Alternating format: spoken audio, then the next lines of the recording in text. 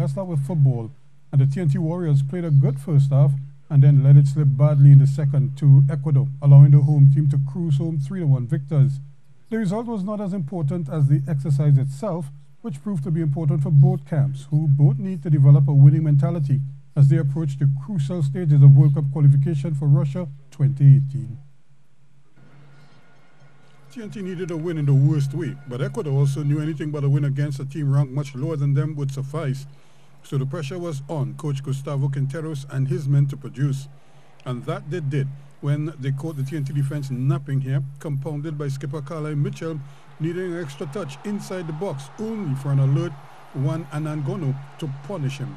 You look at it again, and the attacker literally kicked around Mitchell and squeezes off his shot inside the first post with keeper Marvin Phillips out of position, 1-0 in the 21st.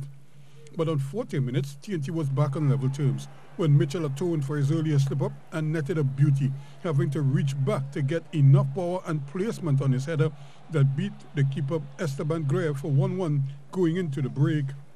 But Ecuador tightened the screws in the second half and took control, which resulted in this lovely crunching tackle from behind by Alvin Jones, who might have gotten some ball, but the referee had no hesitation in pointing to the spot.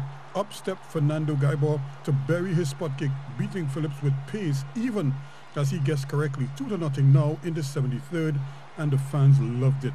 They would cap off a good night for the home fans when this neat chest down give and go splits open the TNT defense, and Jacob Murillo buried his effort, giving Phillips no chance as he killed off the game in stoppage time to cap a 3-1 victory for the hosts. Staying with football, the United States got their revenge over the Jamaica Reggae Boys by edging them 2-1 in the Gold Cup final last night in California. The US brought back Bruce Arena to get them to the World Cup finals, but along the way there was this small matter of the Gold Cup, which he had already won twice before. Team took on Jamaica Wednesday in the Gold Cup final, with Arena looking to become the first coach to win 3 Gold Cup titles. Played it at Levi Stadium in Santa Clara. Josie Altidore with a rocket. Andre Blake there for the save for Jamaica, then makes another save on Kellen Acosta on the ground. Blake's in some pain. You see his hand bleeding and shaking. He would leave the game with a hand injury. Dwayne Miller would sub in for Blake. 45th minute, USA on a free kick. Set pieces, so important. Altidore for the goal. Take another look at it. Altidore bending it top left corner past Miller. Bruce Arena digging it. USA leading 1-0. Second half, Jamaica not going away, 50th minute. Javon Watson gets loose, volleys it in for the goal. And Tim Howard's like, how did that happen? We'll show you how it happened. Watson flies past Jordan Morris to score. Watson's first goal of the tournament. They're tied at 1. 88th minute, USA on the counter. Jassy Zardes with a cross, and there's Morris. How you like me now?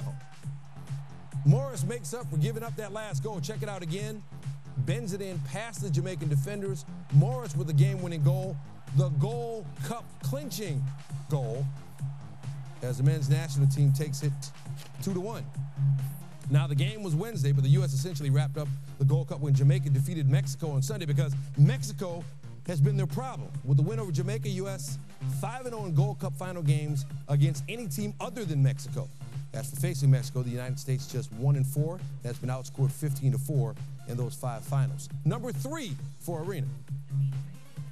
We're a long way from qualifying for a World Cup, and that's the objective for sure. So we've got to evaluate this performance in July, and next couple of weeks I have to select a roster for our World Cup qualifying, and then we have to win some games in September and October.